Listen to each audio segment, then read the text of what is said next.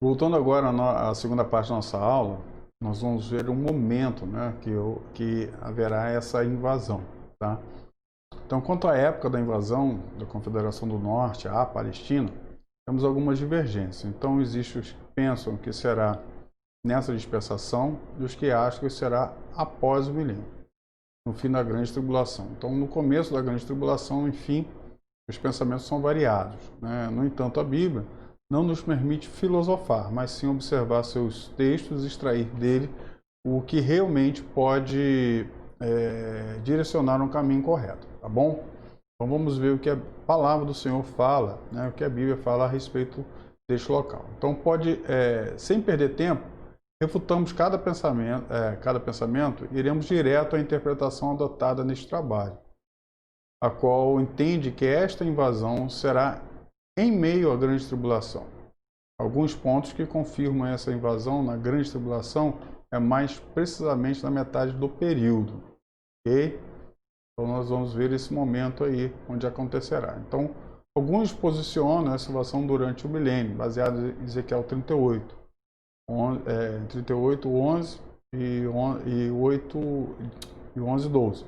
Portanto, essa parte descrita refere-se ao período inicial da grande tribulação, onde Israel estará sendo protegido pela besta, devido ao acordo firmado no início da semana profética, ok? Mas nós vamos mais adiante, entendemos que aqueles que posicionam no fim do milênio baseiam-se em Apocalipse 28. Porém, essa referência a Gog e Magog é apenas um símbolo das nações gentílicas, e com a soltura de Satanás serão persuadidos a uma única revolta contra Israel. Então serão exterminados pelo fogo do Senhor, ok? Então um outro momento, uma outra situação, tá? Vamos aqui então ver o que a gente vê. Outro detalhe que chama a atenção é o uso da expressão fim dos anos e últimos dias, que no Velho Testamento sempre estão relacionados ao dia do Senhor, a grande tribulação, ok? Em Ezequiel 38, 23, demonstra que esta invasão desencadeará o juízo de Deus Todo-Poderoso e sua proclamação diante da nação, que só Ele é o Senhor. Então, no capítulo 39, 21 a 29, observamos com clareza que o período que se está falando se trata da grande tribulação, já que o propósito expresso nessa passagem é fazer com que os gentios e judeus reconheçam a Deus e se convertam a Ele. Tá? Vamos ver esse texto? Vamos achar aqui. Pega a Bíblia. Vou achar aqui, peraí, um momentinho.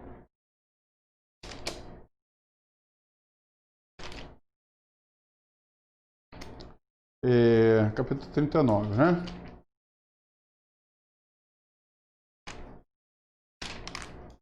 Diz assim a palavra do Senhor, 21 a 29. Tá. E eu porei a minha glória entre as nações, e todas as nações verão o meu juízo, que eu tiver executado, e a minha mão que sobre elas estiver descarregado. E saberão os da casa de Israel que eu sou o Senhor, seu Deus, desde aquele dia em diante. E as nações saberão que os da casa de Israel, por causa da sua iniquidade, foram levados em cativeiro, porque se rebelaram contra mim, e eu escondi deles a minha face, e os entreguei nas mãos de seus adversários, e todos caíram à espada. Conforme a sua imundícia e conforme as suas prevaricações, usei com eles e escondi deles a minha face.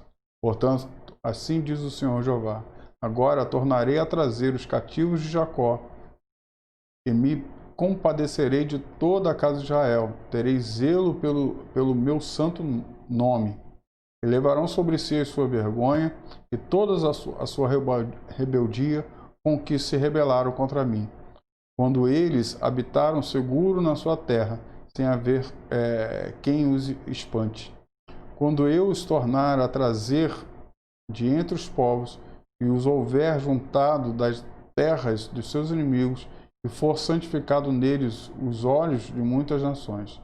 Então saberão que eu sou o Senhor, seu Deus, vendo que eu fiz ir em cativeiro entre as nações e os tornei a juntar para voltarem à sua terra, e nenhum deles excluí.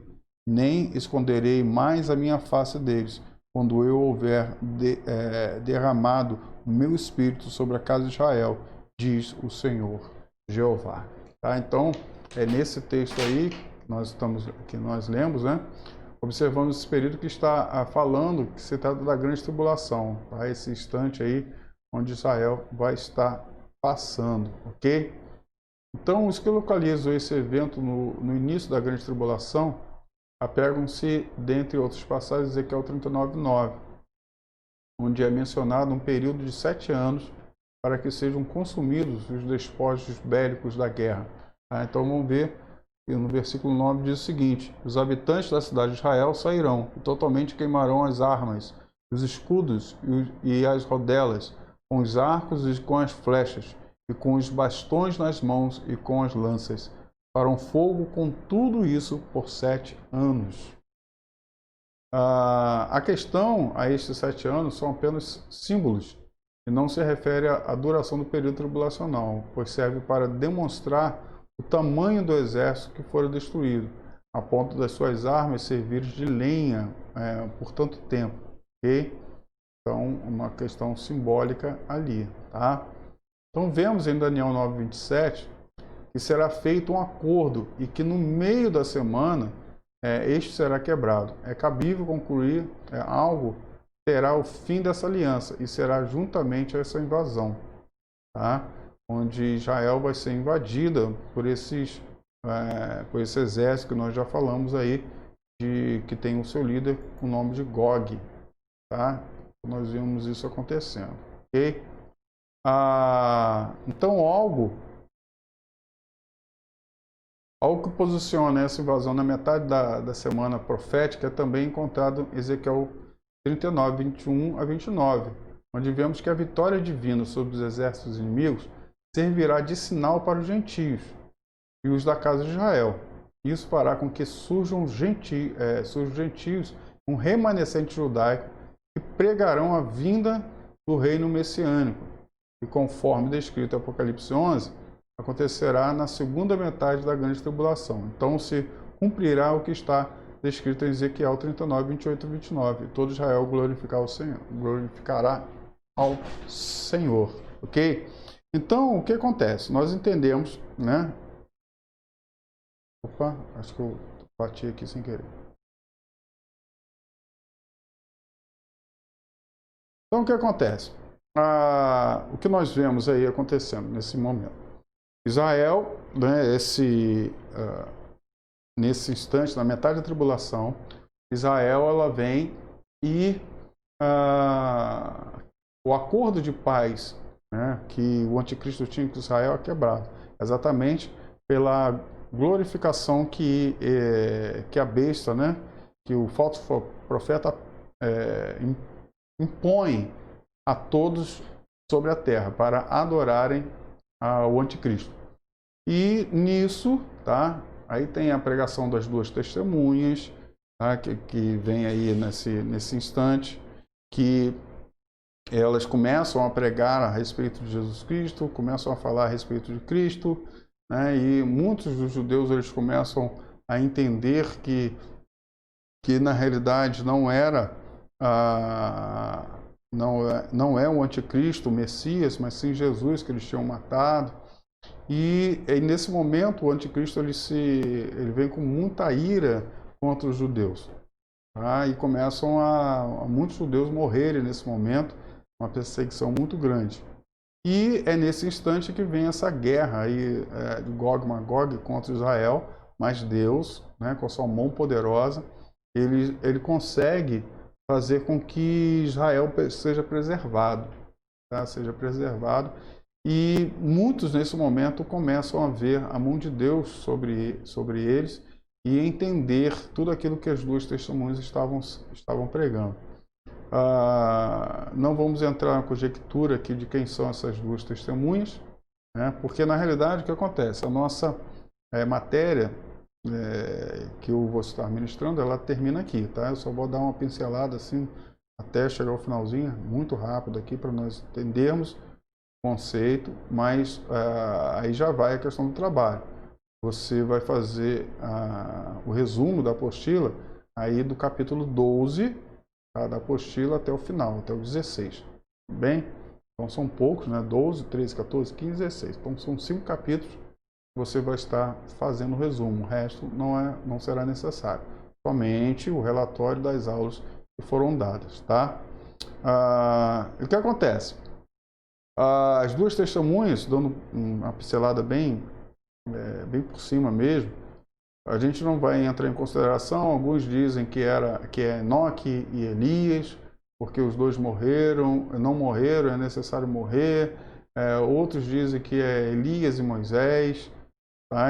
Nós não vamos entrar nessa conjectura, porque isso é conjectura mesmo. Tá? A gente, coisas assim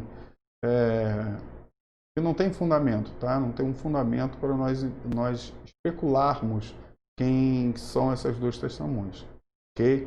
Mas o que nós entendemos, que nós sabemos, que elas virão da mesma forma dos profetas do Antigo Testamento, ok?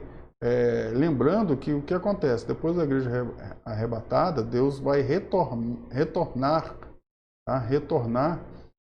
o seu projeto com Israel. Então ele vem naquela questão ali de João Batista, no finalzinho, trazendo o Messias, não tem? Essas testemunhas, elas basicamente vão ter quase que o mesmo trabalho de João Batista, tá? Ministrar ao mundo, né, principalmente a Israel agora, a respeito de Jesus Cristo, ok? E nesse período o que acontece? Eles são perseguidos, né? Começam a ser perseguidos por fora e por dentro, tá? Ou seja, pelo anticristo, pelas outras nações, né, que não são do anticristo, começam a ser perseguidos, mas Deus os abençoa e os guarda. E nesse momento aparecem os 144 mil selados, ok? Esses aí vão ser protegidos, vão ser guardados pelo Senhor, eles são do povo judeu, são judeus, que se convertem a Jesus Cristo. Tá? Se convertem a Jesus Cristo mediante a pregação das duas testemunhas. E tudo isso que Deus fez de guardá-los e protegê-los mediante esse ataque que veio contra Israel. Eles então se convertem e Deus os guarda. Tá? O inimigo não consegue tocar neles, o anticristo não consegue tocar nessas 144 testemunhas. Eles começam a pregar Jesus Cristo, né, onde quer que eles estejam. Okay? E muitas pessoas, né, se convertem ao Senhor nesse momento. E aí nós vemos acontecendo, desde lá do início, né, também vou botar grande aqui, que esse slide já acabou, né, já estou dando aqui só uma pincelada. Ele vem trazendo somente, nós vemos aí os juízos divinos, ok? Que nós vemos desde o início, tá? Que são os selos, as trombetas, né? E as taças, ok? Então nós temos 7 selos. Então desde o início, né, quando o arrebatamento acontece, então selos estão sendo abertos. Então nós não vou falar aqui sobre os selos, está aí no seu resumo que você vai estar fazendo. Então nós vemos esses selos sendo abertos. No último selo, quando o último selo é aberto, ele traz as 7 trombetas. Então, os 7 selos estão no período da primeira parte da grande tribulação. Okay? Aí nós vemos o último selo aberto e há, então, a outra parte da tribulação, tá? Onde Israel é extremamente perseguido. Então, nós temos no último selo, traz as 7 trombetas. Então, as 7 trombetas estão no período do segundo período da grande tribulação. Então, vem as 7 trombetas. E no final da última trombeta, ela chama as 7 taças da ira de Deus, ok? E essas 7 taças da ira de Deus estão exatamente no momento, no momento final, tá? No momento final, antes da vinda de Jesus Cristo, ok? E ela traz, por último, a batalha do Armagedon, ok? Quando Jesus Cristo ele vem e há essa batalha do Armagedon. Então é com a vinda de Jesus Cristo. Então a batalha do Armagedon é Jesus Cristo batalhando contra o exército do anticristo. Então não tem nada a ver com Gog e Magog. Nós já explicamos a respeito disso, ok? Então ele vem batalhar contra o anticristo, fazer essa batalha contra o anticristo. E é claro, né? Ele é derrotado junto com seus exércitos, junto com todo mundo que estava ao lado do anticristo, ok? Então nesse momento, nesse instante, começa, tá? É instituído o governo, o milênio, tá? O governo de Jesus Cristo. Então Jesus Cristo ele vem, há uma grande um movimento quando Jesus Cristo está vindo, aonde que ele vai vir, né? Ou nós entendemos, né, que a Bíblia esteja correta, né? É óbvio. E como o anjo falou, da mesma forma que ele foi, ele virá. Ou seja, no mesmo lugar onde ele subiu aos céus, ele estará descendo para ali governar as nações. E é claro, né, a igreja vai estar junto com ele, vai estar reinando, porque aonde ele estiver, a igreja vai estar junto. Aí é a noiva de Cristo, né? Agora é uma outra situação, tá? Então Jesus Cristo ele vem reinar. Aí há os julgamentos judeus, julgamentos gentios, tá? Tem uma coisa muito importante que é legal você estudar aí na apostila, você ler com bastante cautela, que são as ressurreições que vão acontecer.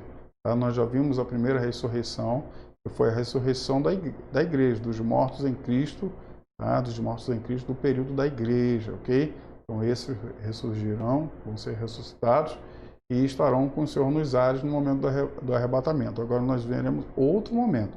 Então vamos ver a ressurreição daqueles que morreram salvos, tá? Na salvação, por aí vai. E veremos também o final acontecendo, né? O milênio acontecendo.